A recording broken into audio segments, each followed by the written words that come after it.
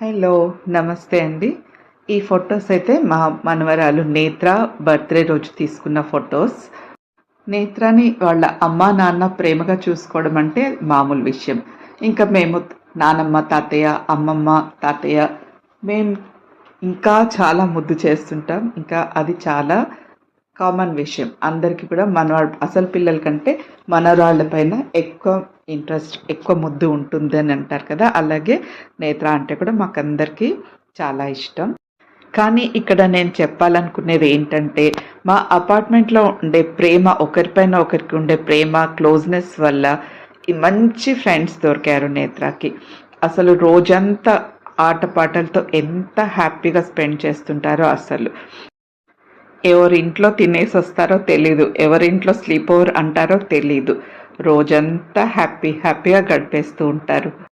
చైల్డ్‌హుడ్‌లో ఇంత మంచి ఫ్రెండ్స్ దొరకడము, హ్యాపీగా స్పెండ్ చేయడం అంతకంటే పిల్లలకి కావాల్సిందేముంది. ఇంకా మా అపార్ట్మెంట్‌లో వాళ్ళందరం కలిసి సేవా కార్యక్రమాలు చేస్తుంటాం కదా! ఆ వీడియోస్ అన్నీ కూడా నేను అప్పుడప్పుడు పెడుతూ ఉంటాను. అయితే వాళ్ళందరినీ కూడా ఇంట్రొడ్యూస్ చేయాలనిపించింది. ఏ సేవా కార్యక్రమం చేయడానికైనా మాకు అసలు వెనకంజ వేసే పనే ఉండదు. ఏదైనా అనుకుంటామంటే అది అయిపోతుంది.